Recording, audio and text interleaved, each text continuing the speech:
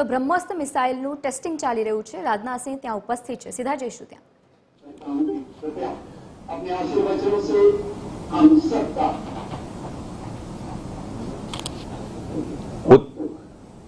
उत्तर प्रदेश के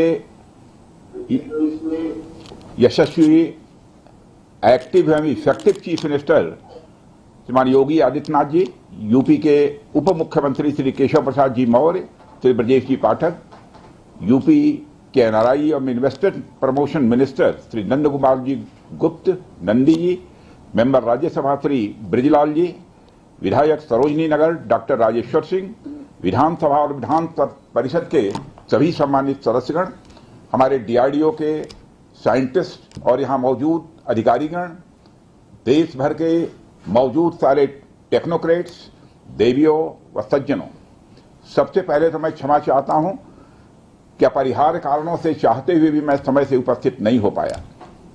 मैं जानता हूं कि हमारे मुख्यमंत्री योगी जी को बहुत ही आवश्यक कार्यक्रम से गोरखपुर जाना था, लेकिन केवल इस कार्यक्रम की महत्ता को समझते हुए उन्होंने इसमें उनको विलंब हुआ है, फिर भी वो यहां पर मौजूद हैं।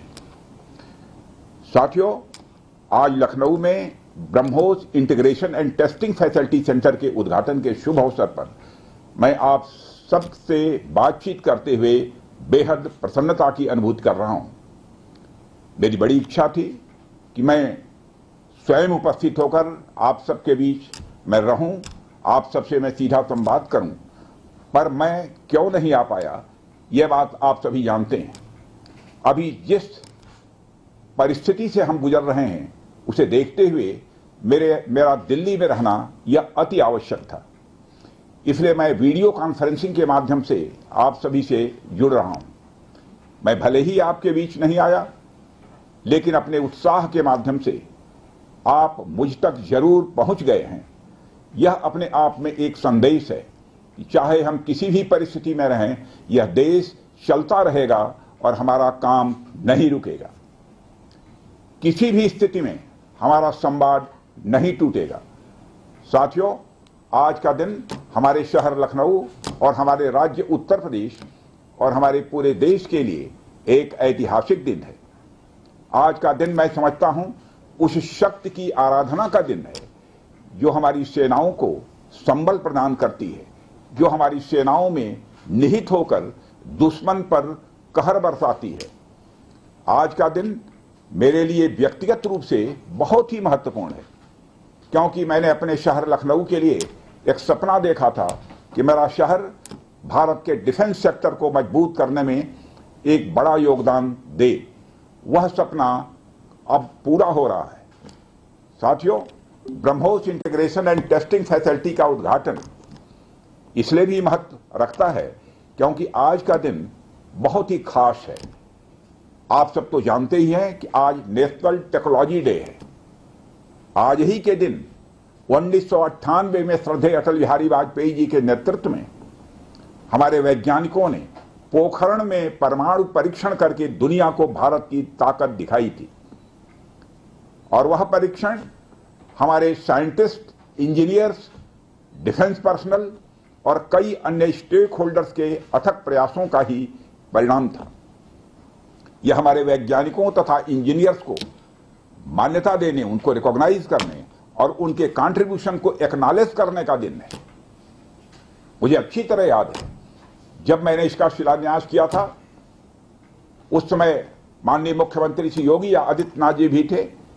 उस दौरान मैंने यह इच्छा जाहिर की थी कि जितनी जल्दी हो सके इस प्रोजेक्ट को पूरा कर लिया जाए, और मुझे यह देखकर बेहद खुशी हुई कि आप लोगों ने मेरी भावना का सम्मान रखा और महज 40 महीने में इस प्रोजेक्ट को पूरा करके दिखाया। आज हमारे आसपास जैसी परिस्थितियां हैं उसे देखते हुए यह बेहद जरूरी हो जाता है कि हम अपने लक्ष्यों को ऐसे ही समयबद्ध तरीके से पूरा करते रहें। इस मौके पर मैं उत्तर प्रदेश के माननीय मुख्यमंत्री श्री योगी आदित्यनाथ जी का विशेष आभार प्रकट करता हूं। यदि इतने कम समय में ब्रह्मोस की इंटीग्रेशन एंड टेस्टिंग फैसिलिटी की स्थापना हो सकी तो इसके पीछे योगी जी का बहुत बड़ा योगदान है। मैं डीआरडीओ, हमारे वैज्ञानिक, हमारे इंजीनियर्स और इस प्रोजेक्ट से जुड़े हर व्यक्ति और संस्था को मैं हृदय से बधाई देता हूं। आप लोगों ने दिन रात मेहनत करके इस इंटीग्रेशन एंड टेस्टिंग फैसिलिटी को खड़ा किया है। देश भर के वैज्ञानिक, इंजीनियर्स और युवाओं का योगदान हमें इस फैसिलिटी सेंटर में देखने को मिलेगा। मैं आपकी मेहनत और लगन को नमन करता हूं। साथियों, हमारी सरकार जब उत्तर प्रदेश में डिफेंस कॉरिडोर के विजन को लेकर आगे बढ़ी थी तो उस समय हमारे सामने अनेक बड़े लक्ष्य थे। उन तमाम लक्ष्यों में से हमारा एक उद्देश्य यह भी था कि हम उत्तर प्रदेश को एक बार फिर देश के प्रोडक्शन सेंटर के रूप में डेवलप करें।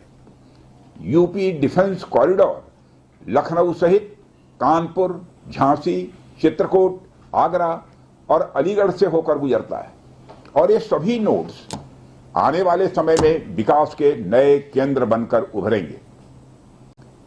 साथियों, एक उदाहरण मैं आपके सामने रखूं तो आप में से बहुत लोगों को पता होगा कि एक समय कानपुर और आसपास का क्षेत्र प्रोडक्ट्स की मैन्युफैक्चरिंग के लिए जाना जाता था। आर्थिक रूप से यह क्षेत्र बहुत ही समृद्ध था। इसे मैनचेस्टर ऑफ द ईस्ट कहा जाता था। लेकिन आजादी के बाद अनेक कारणों से आर्थिक प्रगति की राह में यह क्षेत्र पिछड़ता गया और कहीं पीछे छूट गया। मैं उन कारणों में तो नहीं जाना चाहूंगा, पर कहना यह चाहता हूं कि यूपी डिफेंस कॉरिडोर के निर्माण के बाद यह क्षेत्र फिर से एक बार अपने पुराने वैभव को प्राप्त करने की ओर आगे बढ़ चला है।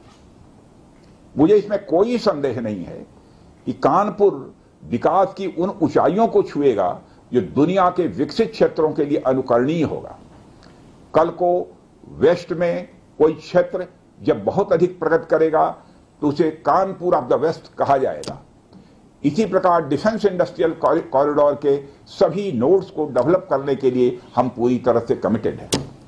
मुझे यह भी बताया गया है कि अभी उत्तर प्रदेश डिफेंस कॉरिडोर में aircraft manufacturing, UAV, drones, ammunitions, composite and critical materials, small arms, textile तथा पैरासूट आदि में मेजर इन्वेस्टमेंट किए गए हैं।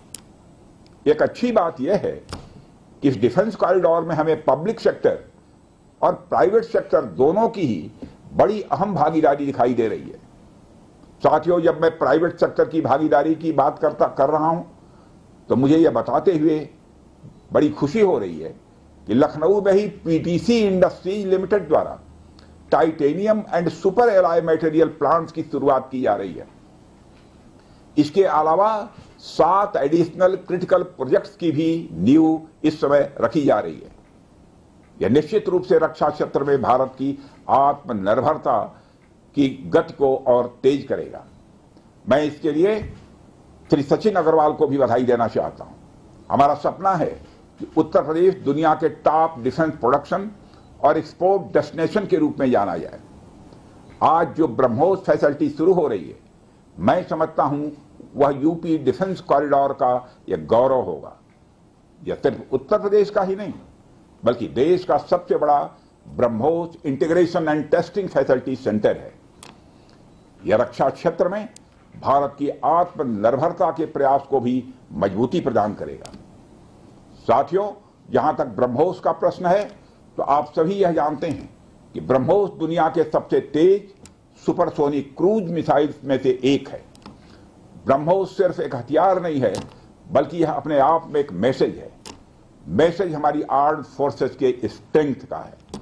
मैसेज दुश्मन के प्रति हमारी डेटरेंस का है, प्रतिरोधक क्षमता का है। मैसेज हमारी बॉर्डर्स की सेफ गार्डिंग के हमारी प्रतिबद्धता का है। साथियों, पोखरण परमाणु परीक्षण में महत्वपूर्ण योगदान देने वाले मिसाइल मैन और हमारे पूर्व राष्ट्रपति डॉक्टर एपीजे अब्दुल कलाम ने यह कहा भी था कि unless India stands up to the world, no one will respect us in this world. Fear has no place, only strength respects strength.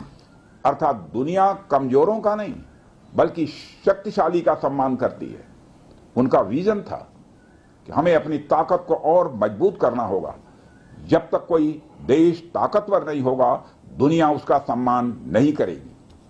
आज भारत दुनिया के सबसे शक्तिशाली राष्ट्रों में से एक है। हम लगातार अपनी ताकत और बढ़ा रहे हैं और मैं समझता हूं कि आज जो फैसिलिटी सेंटर शुरू हो रहा है, यह भारत की शक्ति को और मजबूत करने में सहायक होगी। साथ સુરક્ષા મંત્રી રાજનાથ સિંહ જે રીતે સંબોધન કરી રહ્યા હતા, મિસાઇલ બાબતે પણ તેઓએ ખૂબ જ ચર્ચા કરી અને સાથે સૌથી શક્તિશાળી એ મિસાઇલ વિશે જ્યારે તેઓ વાત કરી રહ્યા હતા, દુશ્મનના રડારથી બચવા માટે સક્ષમ છે। આજનો દિવસ ઐતિહાસિક પણ છે અને દેશ માટે આ ઐતિહાસિક દિવસ છે। દેશની સેનાની તાકાતમાં હવે વધારો થશે।